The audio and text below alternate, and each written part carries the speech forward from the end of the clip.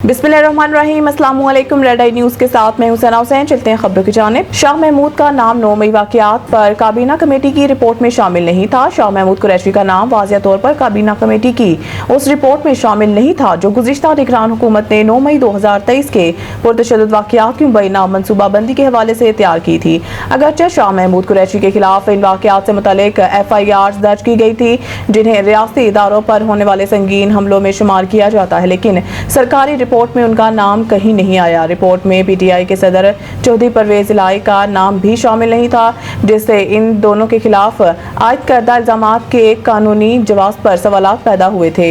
ये काबीना committee report बाद में मौजूदा वफाकी काबीना के रूबरू भी पेश की गई थी, जिसमें मुतअद्दिद PTI रहनुमाओं के मुबैना किरदार का जिक्र था।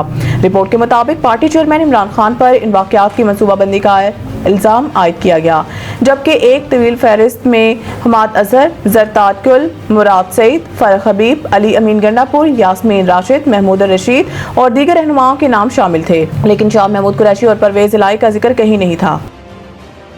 टैक्स निज़ाम की बेहतरी से आम आदमी पर टैक्स बोझ कम करना तरजीह है। वज़ीर आज़म शहबाज शरीफ की ज़ेर सदारत FPR की जारी इस्लाहात पर जायजा इजलास हुआ, जिसमें वफाकी वज़रा अताउल्लाह तारर, अहद खान चीमा, आज़म नज़ीर तारर और चेयरमैन FPR शरीक हुए। इजलास में वज़ीर आज़म ने FPR काम और इस्लाहात में शामिल अफसरान एहलकारों की कोशिशों की तारीफ की और आइंदा हफ्ते तजावीज़ से मुतअल्लिक काबिल अमल अहदाफ और मुद्दत का तयन करते रिपोर्ट पेश करने की हिदायत की।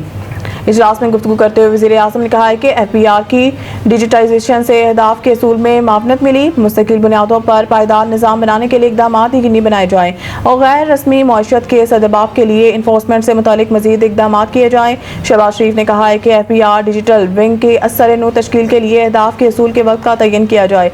इसात के इतलाक़ में कारोबारी हज़रात, ताजिर बरादरी, टैक्स दहिंदगान की सहूलत को मद्देनज़र रखा जाए।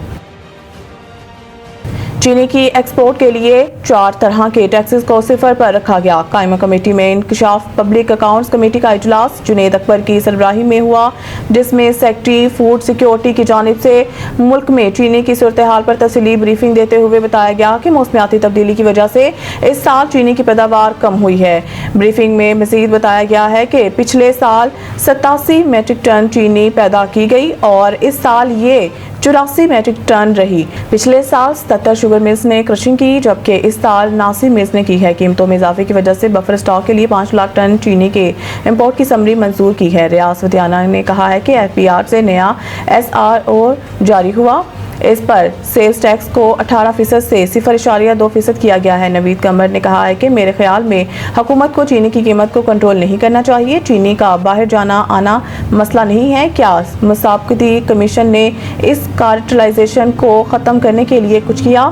जब आपके IMF की वजह से हाथ बंधे हुए हैं तो कार्टेलर्स की वजह से आप पूरे मुआहदों को खतरे में डाल रहे हैं। जुनेद अकबर ने कहा है कि अगले हफ्ते हमें मुकम्मल ब्रीफिंग दें, किसने चीनी इंपोर्ट की, किसने एक्सपोर्ट की और किसने इजाजत दी। नूर मुकदम केस सजा याफ्ता मुजरिम जाहिर जाफर ने नज़रसानी दरख्वास्त दायर कर दी। सुप्रीम कोर्ट में दायर दरख्वास्त में मौक़िफ़ अपनाया गया है कि अदालत ने मुलज़िम की ज़हनी हालत का तयन नहीं कराया। सुप्रीम कोर्ट में मेडिकल बोर्ड तश्कील देने की दरख्वास्त दी। सुप्रीम कोर्ट ने इस मुतफरिक दरख्वास्त पर फैसला नहीं दिया।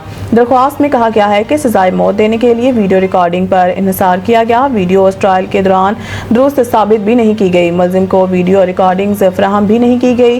ट्रायल के दौरान कभी वो वीडियो चलाकर भी नहीं देखी गई। नजरसानी अपील सीनियर वकील ख्वाजा हारिस के जरिए दायर की गई।